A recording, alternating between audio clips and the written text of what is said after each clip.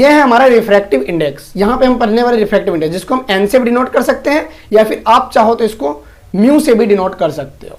ठीक है, तो इसके दो रूल है, दो फॉर्मूले हैं, फॉर्मूले कह सकते हो, रूल कह सकते हो, जो भी। तो पहला तो आपने अभी पढ़ा कि sine of angle of incidence is equal to sine of angle of refraction is equal to क्या, एन बोलो या फिर म्यू बोलो, कोई इशू नहीं है। ठीक है, तो यहाँ पे क्या होता है, जैसे देखो, अब बोलोगे साइन आई क्या बोल रहे हो, साइन आर क्या बोल रहे हो, मैं कह रहा हूँ एंगल ऑफ इंसिडेंस सपोज करो कितना, एंगल ऑफ इंसिडेंस कितना है 30 डिग्री। ठीक है, एंगल जो था उसके बीच में वो कितना है 30 डिग्री का। तो जो इसमें जो पुट करोगे तो ये कितना हो जाएगा, साइन 30 डिग्री अपॉन, और रिफ्रैक्टेड, और जी आर है, आर कितना है मान लेते हैं, सपोज करो कि 45 डिग्री है। ठीक है, तो ये कितना हो जाएगा साइन 45 डिग्री। ठीक है, अब आप लोगों ने ट्रिग्नोमेट्री में मैथ्स के अंदर पढ़ा होगा, आई होप कि पढ़ लिया होगा आप लोगों ने। तो साइन 30 कितना होता है, साइन 30 होता है 1/2।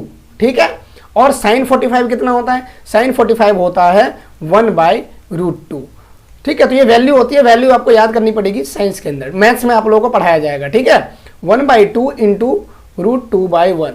तो रिफ्रैक्टिव इंडेक्स जो है वो हमारा क्या आया है, √2/2, और इससे जब आप कैंसिल करोगे इसको तो 1/√2 आपका आंसर हो जाएगा। ठीक है, चलो ये तो अभी नॉर्मल सी बात होगी। तो ये जो साइन है ये क्या है, आप लोगों को, आई होप कि आप लोगों को समझ में आया होगा। अब दूसरा फॉर्मूला एक ये है, ये आपको याद करना है। दूसरा फॉर्मूला ये है, देखो पहला आपको फॉर्मूला हो गया एन इक्वल टू, फॉर्मूला हो गया sine I by sine R. ठीक है, ये तो एक फॉर्मूला हो गया रिफ्रैक्टिव इंडेक्स का। दूसरा फॉर्मूला जो आपको बहुत ज्यादा इंपॉर्टेंट है, ये कहता है कि यदि रिफ्रैक्टिव इंडेक्स का डिफिनेशन पूछे तो आप लोग सीधे लिख सकते हो कि the ratio of speed of light in vacuum to the speed of light in medium is called refractive index. ठीक है,